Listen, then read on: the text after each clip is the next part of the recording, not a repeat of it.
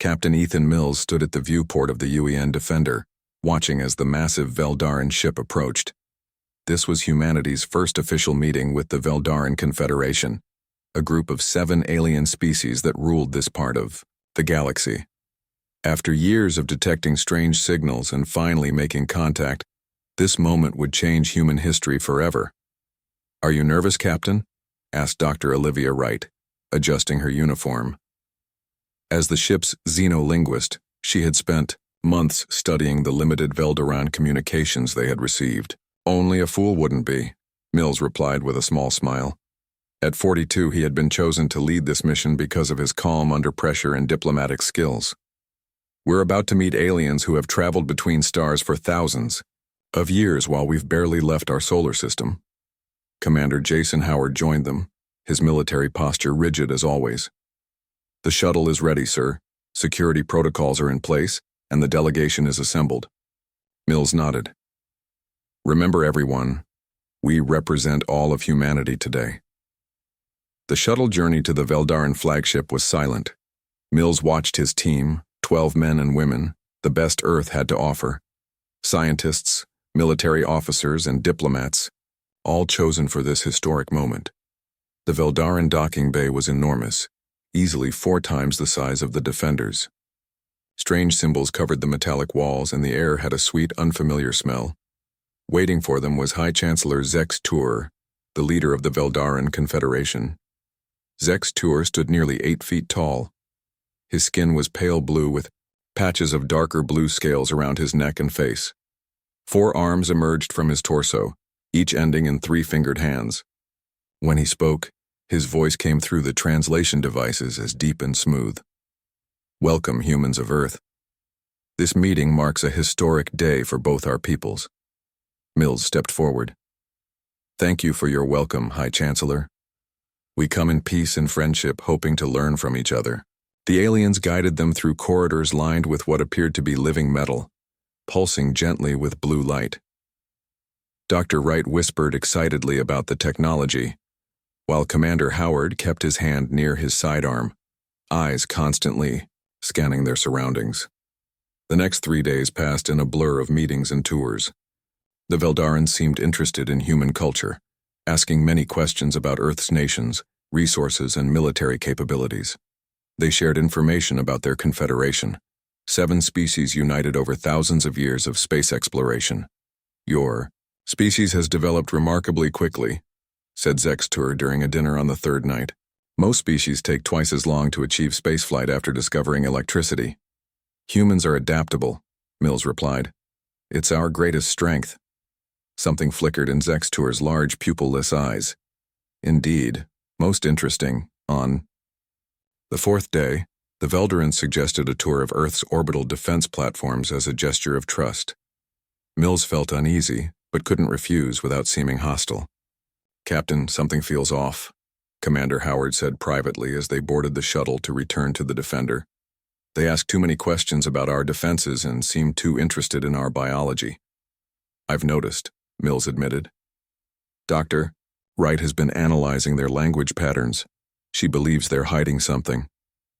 As they approached Earth's main defense station, Dr. Wright rushed into the command center, her face pale. "Captain, I've been reviewing the linguistic data. There are subtle patterns that our translators missed. When they talk about cultural exchange, their actual phrasing is closer to acquisition or harvesting." Before Mills could respond, alarms blared across the ship. On the view screens, Veldaran vessels suddenly appeared from behind Earth's moon, ships that hadn't been there before. "They were cloaked," shouted Howard. "All hands to battle stations." The first shots took out Earth's main defense satellites. The Defender rocked as a blast grazed their shields. "Return fire," Mills ordered, but he knew they were outmatched. The Veldaran ships were faster and more powerful than anything humans had built. Communications Officer Lily Baker looked up from her station, horror on her face. "Captain, we're receiving emergency signals from all Earth stations and colonies. They're under attack everywhere." Mills made the hardest decision of his life. "We can't win this fight. Not now." He turned to his navigation officer. "Plot an emergency jump to the rally point Alpha coordinates." Sir, we can't just leave Earth. Howard protested. We're not leaving, Commander. We're ensuring humanity survives to fight back. Mills opened the ship-wide communication. All hands prepare for emergency FTL jump. We carry Earth's hope with us. As the Defender prepared to jump, they received a transmission from a small corvette fighting near Mars. This is Lieutenant Samantha Cruz of the UN Swift Arrow, came a woman's voice, steady despite the chaos. Mars colony has fallen. Requesting permission to join your retreat. Granted, Lieutenant, Mills replied. Match our jump coordinates. The view screen showed Mars, fires visible even from orbit. The Swift Arrow, a small but fast vessel, dodged Veldaran fire as it moved to position. Jump in 5 seconds, announced the navigation officer. Mills took one last look at Earth, now surrounded by alien ships, strange lights descending to the surface. We'll be back, he promised quietly. The stars stretched and twisted as the Defender and the Swift Arrow escaped into FTL space, carrying with them crucial information about the enemy and the burning determination to someday return. In the quiet of FTL travel, Mills called his remaining officers together. We need to understand what happened, he said, his voice tired but resolved. Dr. Wright, what do we know about these Veldarans? Dr. Wright pulled up the data they had gathered. They fear us, Captain. Their questions about our adaptability weren't casual. From what I can piece together, humans learn and change faster than any species they've encountered. They see us as a future threat.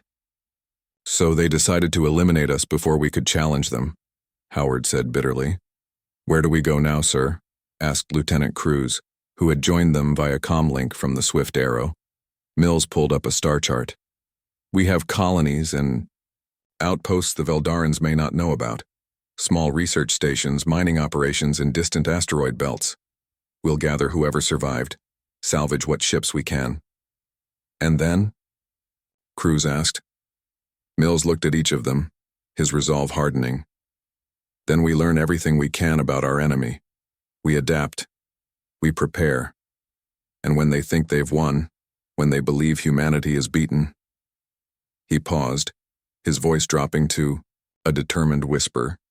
That's when we'll return. The officers nodded silently, the weight of Earth's fate on their shoulders, but a spark of determination in their eyes.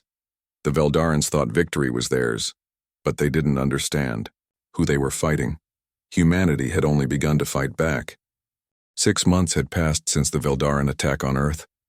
The blue skies that once covered the planet were now often gray with smoke and dust. Alien ships patrolled the atmosphere, and strange towers rose from major cities. Millions of humans had died in the initial assault. Billions more now lived under alien rule. Colonel Ryan Garcia crouched behind a broken wall in what used to be downtown Chicago.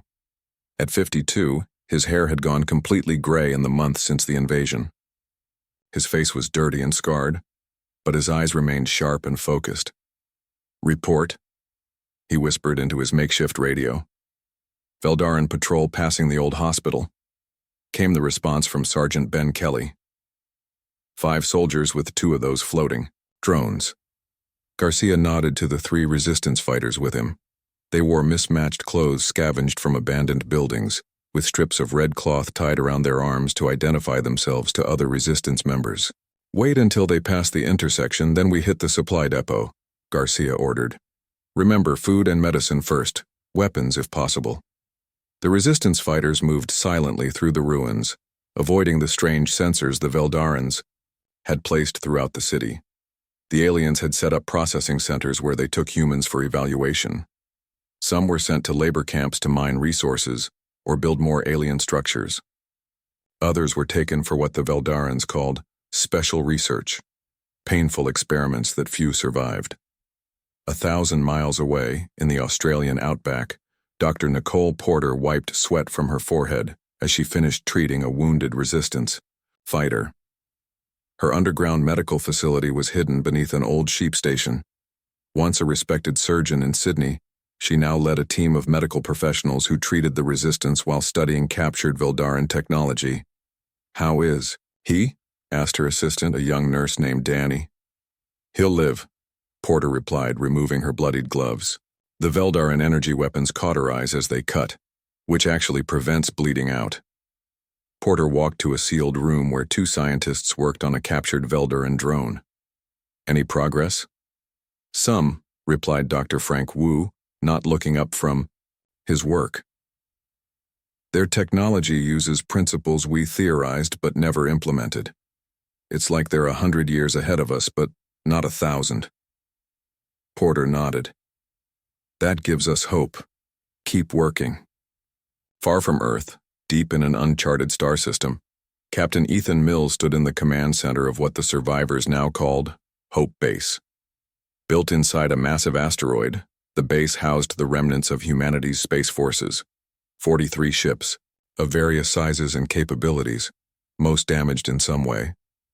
Commander Samantha Cruz entered the room, now wearing a patched uniform with Lieutenant Commander insignia. Her promotion had come after she successfully led a mission to rescue 3 human ships that had been hiding in the rings of Saturn. The latest modifications to the Defender's engines are complete, sir, she reported. Dr. Mitchell believes we've successfully integrated the Veldaran power coupling technology. Mills nodded, studying the star map displayed before him. And the shield harmonics? Still problematic. The energy requirements are massive. Keep working on it. Project Phoenix needs to succeed if we're going to have any chance of fighting back. Project Phoenix was Mills's desperate plan to retrofit human ships with reverse-engineered Veldaran technology. For 6 months, they had been gathering scattered human ships and personnel while running dangerous missions to salvage Veldaran tech from abandoned outposts or damaged ships. Sir, Cruz said hesitantly, there's something else.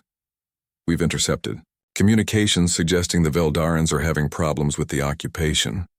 Mills looked up. What kind of problems? Resistance is stronger than they expected, and there's something about human biology that's confusing their scientists. Apparently, some humans are developing resistance to their control methods. Mills allowed himself a small smile. They thought we'd be easy to conquer. They don't understand humanity. That night, Cruz led a small team on the Defender's shuttle toward Europa, one of Jupiter's moons. Intelligence suggested that a group of human scientists had been hiding in a research facility there since the invasion. Approach with caution, Cruz ordered, as they neared the small base built into the icy surface.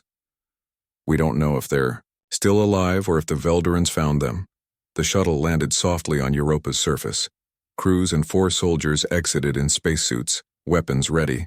They approached the airlock cautiously.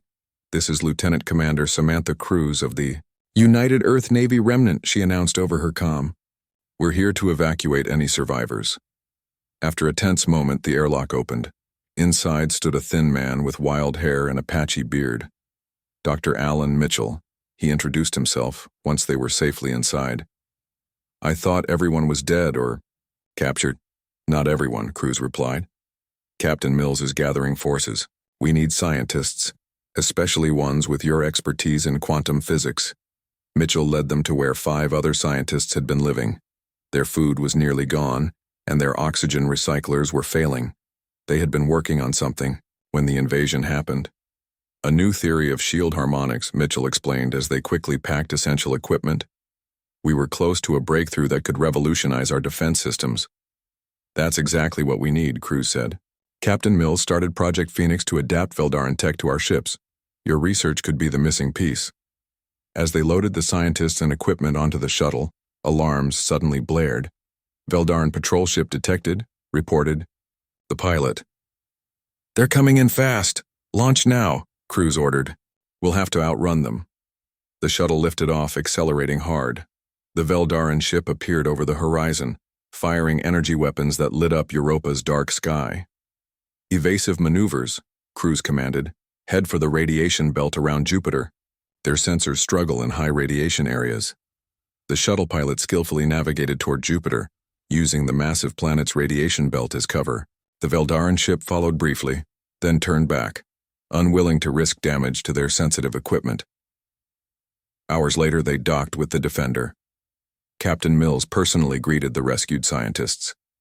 Dr. Mitchell, he said, shaking the man's hand. Commander Cruz tells me your research might be exactly what Project Phoenix needs. Mitchell looked around at the ship, noting the modifications already underway. You're adapting their technology to our ships? Bold, maybe crazy, but I like it. Crazy is all we have left, Mills replied. The Veldarans think they've won. They think humanity is beaten, but they're wrong. They don't know what we're capable of when our backs are against the wall. Mitchell nodded, already examining the modified systems. Give me 2 weeks with your engineers. If my theories are correct, we can do more than just adapt their technology. We can improve it. For the first time in months, Mills felt real hope. The pieces were falling into place. Someday soon the Veldarans would learn that their victory was only temporary. 1 year after the invasion, the Veldaran High Command met in their main Earth headquarters built over the ruins of Geneva. High Chancellor Zextur paced the room, his blue scales darkening with anger. Explain again why we cannot fully control these humans, he demanded. The chief scientist Mevloth projected images of human DNA onto the large screen. They are unlike any species we have encountered. Their genetic structure allows for rapid adaptation. Some have developed resistance to our control methods. Others show immunity to our truth serums. It is concerning. Another commander added, the resistance attacks grow more coordinated. Last week they destroyed supply depots in 12 cities simultaneously. They are learning our patterns, Zextur growled in frustration. Increase processing quotas, find their resistance leaders, and prepare the ceremonial fleet. In 30 days, we will hold the official annexation ceremony at Earth's L1 point. All 7 council members will attend to mark this world as part of the Confederation forever. Miles away in the ruins of Chicago, Colonel Garcia's team moved quietly through the underground tunnel system they had expanded over the past year. What had begun as a small group of survivors had grown into an organized resistance network spanning the entire city. We did it, whispered Ben Kelly as they reached their target, a Veldaran communication hub built in what was once the Willis Tower. Guards change in 3 minutes. Garcia checked his watch. On my mark, 3, 2, 1. A small explosion at the far end of the street drew the Veldaran guards' attention. While they investigated, Garcia's team slipped inside the communication center. They had exactly 7 minutes before the next security sweep. Watch the door, Garcia ordered 2 fighters. Lisa, get to the main terminal. Download everything you can. Lisa Wong, a former cybersecurity expert, plugged a device into the alien computer. Thanks to Dr. Porter's team in Australia, they had cracked some of the Veldaran computer language. I'm in, she said, her fingers flying over the interface. Downloading now. Wait, Colonel, you need to see this. Garcia looked over her shoulder at a message marked with high-priority symbols. Can you translate it? It's about some kind of ceremony. All their big leaders are coming to Earth in 30 days for an annexation ceremony at something called L1. Garcia's heart raced. That's Lagrange point 1 between Earth and the Sun. Download everything about this ceremony. This could be important. In the Australian outback, Dr. Porter received Garcia's urgent transmission. She immediately gathered her team in their underground bunker. If all 7 Confederation Council members will be in one place, this is huge, she said. We need to get this information to Captain Mills. Dr. Wu looked concerned. Our last communication with the fleet was 3 months ago. The Veldarans have tightened their orbital security. Then we'll need to be creative, Porter replied. She turned to a young woman sitting quietly in the corner. Kate, your father worked at the Deep Space Communication Array in Canberra, right? Kate Edwards nodded. Yes, I practically grew up there. Do you think you could get us in? The Veldarans don't guard it heavily because they think it's obsolete technology. Kate considered this. Maybe. The old systems used frequencies the Veldarans might not monitor. If we could get there, I could try to send a tight beam message to where we think the fleet might be. It would be dangerous, Porter warned. Everything is dangerous now, Kate replied simply. At Hope Base, Captain Mills reviewed the progress of Project Phoenix with Commander Cruz and Dr. Mitchell. The past few months had transformed their ragtag collection of ships into something resembling a real fleet. "The shield harmonics are working," Dr. Mitchell reported proudly. "We've successfully adapted the technology to all our major vessels. Our shields can now withstand Veldaran weapons at nearly triple the power of our original designs." "And our weapon systems?" Mills asked. Crew smiled. "Even better. Mitchell's team discovered that if we modulate our energy weapons to a specific frequency, we can actually penetrate their shields more effectively than they can penetrate ours." Mills studied the fleet status on his display. They now had 67 ships, many salvaged and repaired from battles or hidden outposts. Some were even captured Veldaran scout ships, reprogrammed and modified by human crews. "But we're still outnumbered at least 5 to 1, Mills said soberly. A communication officer burst into the room. "Captain, we're receiving a transmission on an old Earth frequency. It's faint, but it's definitely human." They rushed to the communication center where technicians worked to clean up the signal. "This is Kate Edwards transmitting from Canberra Deep Space Network to any human ships. If you can hear this, we have critical intelligence." The message repeated 3 times before cutting off. "Can we respond?" Mills asked. "Risky," Cruz warned. "If we transmit back, the Veldarans might detect it." Mills thought for a moment. "Send," a 2-second burst. Just enough to let them know we received their message. Hours later, a more detailed transmission came through, heavily encoded. When decrypted, it contained all the information Garcia's team had stolen about the upcoming annexation ceremony. Mills called an emergency council with all ship captains and senior officers. The room was packed as he laid out what they had learned.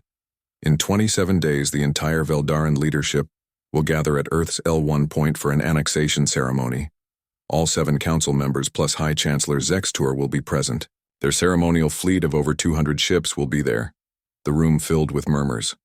Commander Cruz stood up. "Captain, are you suggesting what I think you are?" "I'm suggesting we attack," Mills said firmly. "This may be our only chance to strike. A decisive blow." "That's suicide," said Captain Lee of the frigate Intrepid. "Even with our modifications, we can't take on 200 Veldaran warships." Dr. Mitchell stepped forward. "Actually, we might have a chance. Our shields and weapons are now better adapted than theirs. Plus, we have another advantage they don't know about." He displayed a simulation showing multiple ships appearing simultaneously around a Veldaran fleet. "We've cracked their FTL technology. Our ships can now make synchronized jumps with pinpoint accuracy. We could appear right in the middle of their formation before they can raise shields." Debate erupted across the room. Commander Cruz raised her voice above the others. "Even if we can surprise them, they'll recover quickly. We'd need a distraction to keep part of their forces occupied." Mills nodded. "That's where the Earth resistance comes in. We'll coordinate a global uprising to coincide with our attack. While they're dealing with that, we strike at the ceremony." The room grew quiet as everyone considered the risks. "This isn't just about tactics," Mills continued. "Dr. Mitchell's team discovered something in the Veldaran files we captured. They're developing new bioweapons designed specifically to target human genetic adaptation. If they deploy these weapons, all resistance on Earth will be crushed within months."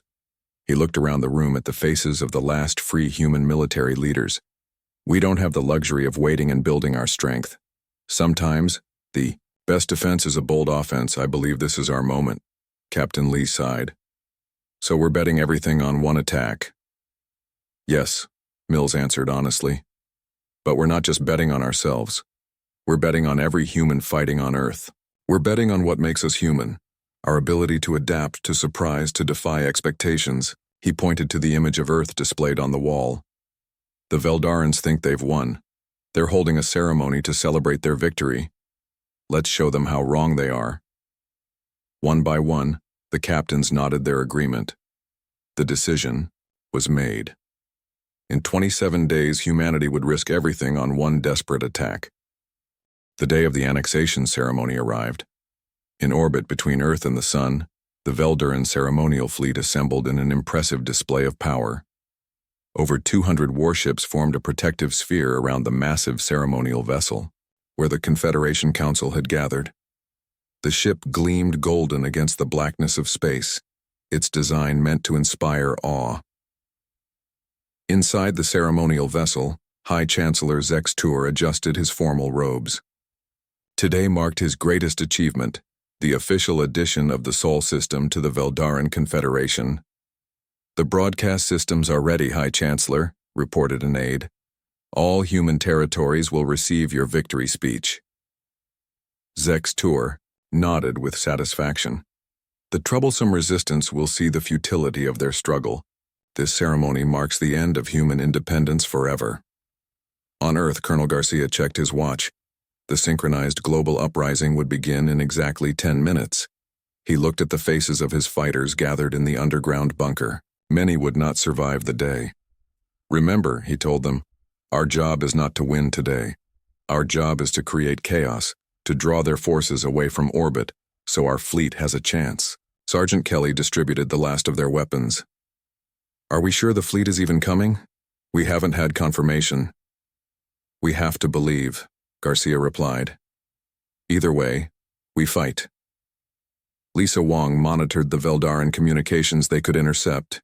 Their ceremonial broadcast is starting. All Veldaran ground forces are ordered to ensure humans watch it. Garcia checked his watch again.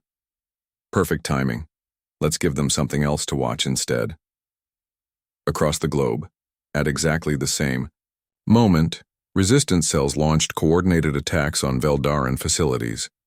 In Chicago, Garcia led his team against the regional headquarters. In Sydney, Dr. Porter's group targeted the main research facility. Similar uprisings erupted in London, Nairobi, Buenos Aires, Tokyo, and dozens of other cities. Veldaran emergency channels flooded with distress calls. Ground commanders urgently requested reinforcements from the orbital fleet. The carefully planned ceremony was being disrupted by these unexpectedly coordinated human attacks. In the ceremonial vessel, an officer interrupted Zex Tour's speech preparations. "High Chancellor, we have a situation. Simultaneous attacks on all major control centers on the planet." Zex Tour's scales darkened with anger. "Send half the security fleet to crush these insects once and for all." As Veldaran ships began breaking, formation to respond to the planet-side crisis. Deep in the asteroid belt, Captain Mills stood on the bridge of the UN Defender. He wore a new uniform, one that symbolized not just Earth, but all of humanity united against the invasion. "All ships report ready, Captain," Commander Cruz informed him from her position at Tactical. Mills nodded. "Begin the countdown for synchronized jump. Remember, we will appear inside their formation before they can react. Target their communication arrays first, then weapon systems." On all 67 human ships, crews made final preparations. Engineers monitored the adapted Veldaran technology that now powered their vessels. Weapons officers calibrated targeting systems to the specific frequencies Dr. Mitchell had discovered would penetrate Veldaran shields most effectively. 30 seconds to jump," announced the Defender's navigation officer. Mills took a deep breath. A year of hiding, planning, and adapting had led to this moment. "Send the coded message to Earth Resistance. Operation Thunderstrike is go." At exactly 3 minutes into Zex Tour's ceremony speech, when many Veldaran ships had already departed to deal with the ground resistance, the space around the ceremonial fleet suddenly warped and flashed. In perfect synchronization, all 67 human ships appeared in a complex three-dimensional formation that placed them throughout the Veldaran fleet. Before the aliens could react, the human ships opened fire with their modified weapons. The bridge of the Veldaran flagship erupted in chaos. "Human ships inside our defense perimeter.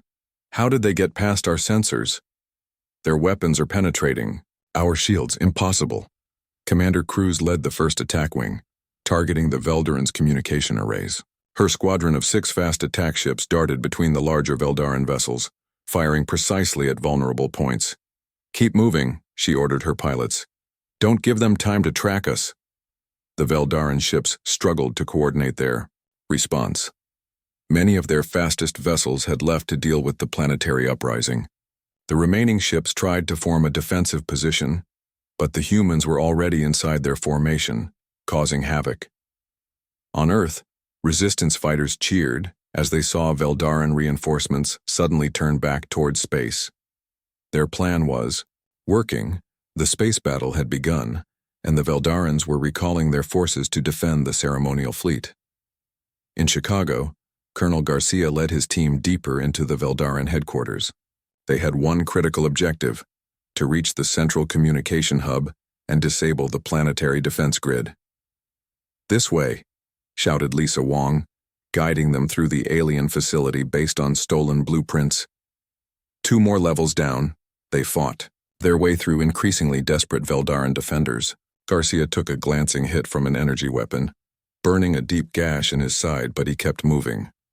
"We don't have much time," he gasped to Kelly.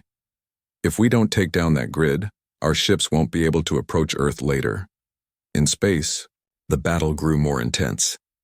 The initial human advantage of surprise was fading as the Veldarans recovered from the shock. Several human ships had been damaged or destroyed, but they had inflicted far greater losses on the alien fleet. Captain Mills directed the Defender and 3 other heavy cruisers directly toward the ceremonial vessel. They punched through the weakened escort screen, their modified shields absorbing punishment that would have destroyed them a year ago. "We're in range of the ceremonial vessel," reported the weapons officer. "Target their engines and weapons, not the central chambers," Mills ordered. "We want the Council alive." The 4 human ships surrounded the golden vessel, their weapons disabling its defenses with surgical precision. Meanwhile, Dr. Mitchell monitored the battle from the Defender's science station. "Their fleet is in disarray," he reported. "Our synchronized jump and shield frequency modulations worked better than we anticipated." Mills nodded. "Send the signal to Commander Cruz. Begin Phase 2. Cruz's attack wing regrouped and formed a wedge formation, driving toward another section of the Veldaran fleet. "All ships target these coordinates. Fire everything you've got." The concentrated fire created a gap in the Veldaran formation. Through this gap, 12 more human ships raced toward Earth, heading for the orbital defense platforms that had been turned against humanity a year ago. On the ceremonial vessel, High Chancellor Zextor watched in disbelief as human ships systematically destroyed his fleet. "This is impossible. How can they have mastered our technology so quickly?" A security officer rushed in. "High Chancellor, human ships have disabled our engines and weapons. They're demanding your surrender." Zextor's 4 arms trembled with rage. "Never! The Veldaran Confederation does not surrender to lesser species." The ship shuddered as another precision strike disabled its remaining systems. The communication screen flickered on, showing Captain Mills on the bridge of the Defender. "High Chancellor Zextor," Mills said calmly, "your ceremonial fleet is destroyed or disabled. Your ground forces are in retreat across Earth. The annexation ceremony is over. I suggest you reconsider your position on surrender." Around the ceremonial vessel, the remaining Veldaran ships were being systematically disabled by the human fleet. What had begun as a surprise attack had turned into something the Confederation had never experienced before: defeat. 2 weeks after the battle, Admiral Ethan Mills stood in what was once the United Nations Assembly Hall in New York. The room had been restored enough for this historic moment. Mills wore a new uniform with 5 stars on the collar, a rank created to acknowledge his leadership of humanity's forces. Before him stood High Chancellor Zextor and the 6 other members of the Veldaran Confederation Council. Their once proud postures were now subdued. Behind them, large windows showed the remains of the Veldaran fleet being dismantled in Earth's orbit. "The terms of surrender are non-negotiable," Mills said firmly. "The Veldaran Confederation will withdraw from all human territories within 30 days. You will provide reparations to rebuild what you destroyed, and you will sign a non-aggression pact that will be enforced by our new fleet." Zextor's scales had faded to a pale blue, a sign of distress in his species. "How? How did you defeat us?" "Your technology was centuries behind ours." Mills allowed himself a small smile. "You made a critical mistake, Chancellor. You judged us by our technology, not by our nature. Humans adapt. When faced with extinction, we evolve. We learn. We overcome." The Veldaran leader signed the document with a trembling hand. As the council was escorted out, Commander Samantha Cruz approached Mills. "Hard to believe it's really over," she said. "Not over," Mills replied. "Just beginning." Across Earth, celebrations mixed with mourning. The human victory had come at a terrible cost. Millions had died during the occupation. Cities lay in ruins. But everywhere, people were emerging from hiding, ready to rebuild. In Chicago, Colonel Ryan Garcia sat in a makeshift hospital, wincing as Dr. Nicole Porter examined the wound in his side. "You're lucky to be alive," Porter told him. "That Veldarin weapon nearly cut you in half." Garcia shrugged. "Plenty weren't so lucky. Ben Kelly died getting us into that control center." Porter nodded sadly. She had lost many friends too. His sacrifice made the difference. When you disabled that planetary defense grid, our ships were able to secure Earth orbit. Outside the hospital window, people worked together clearing rubble and rebuilding. The city would never be the same, but it would rise again. "What will you do now?" Garcia asked. Porter smiled. "I'm heading the new medical initiative. We learned so much about Veldarin medicine during the occupation. Some of their techniques can help heal people who were experimented on. And I'm overseeing the rebuilding of Earth's defense systems," Garcia replied. "Admiral Mills wants me to make sure we're never caught unprepared again." In orbit, Dr. Alan Mitchell floated in the observation dome of the new human space station. Built from parts of the captured Veldarin ceremonial vessel, it represented the technological leap humanity had gained. "Beautiful view," said Kate Edwards, joining him. After her critical role in transmitting the intelligence that made victory possible, she now worked as a communications specialist for the new United Earth government. "It's more than beautiful," Mitchell replied. "It's the future." He pointed to where workers were constructing the first of a new class of ships. Larger than any previous human vessel, it incorporated the best of human innovation and adapted Veldarin technology. "The UN Explorer," Mitchell explained. "Commander Cruz will captain her, the first true deep space exploration vessel. She'll be ready to launch in 6 months." Kate watched the construction with wonder. "So we're not just rebuilding, we're moving forward." "That's what humans do," Mitchell said. "We faced the darkest moment in our history and emerged stronger. The knowledge we gained from the Veldarans advanced our technology by centuries. And what we learned about ourselves might be even more valuable." Mitchell had made a significant discovery while studying captured Veldarin records. The Confederation had encountered and conquered hundreds of other species during their expansion across the galaxy. But humans were the first to ever defeat them. "It wasn't just our technology that won the war," Mitchell had explained to the new United Earth Council. "It was our unique combination of adaptability, tenacity, and cooperation. The Veldarans feared us because they recognized something in us that they had never seen before." Admiral Mills stood in his new office in the rebuilt Pentagon. The walls displayed maps of Earth showing reconstruction zones and recovery efforts. 1 year since their victory, progress was remarkable. Humans had taken Veldarin technology and improved upon it.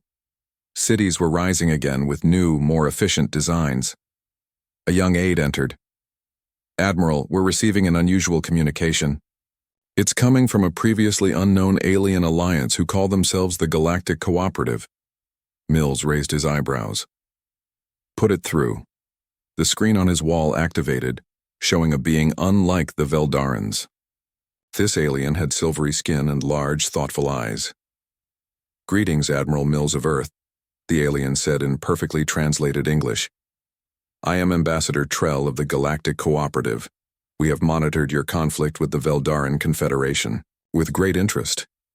Mills stood straighter. "You watched our planet being invaded and did nothing?" The alien nodded apologetically. "The Cooperative has a policy of non-interference with developing species. However, your defeat of the Veldarans has changed your status significantly. For thousands of years, the Veldarans have been the dominant military power in this sector of the galaxy. Many species have fallen to them. None have successfully resisted, until humanity." The alien's expression changed to something like respect. "We request a formal meeting with your leadership. Your species has announced its presence to the galaxy in a most unexpected fashion.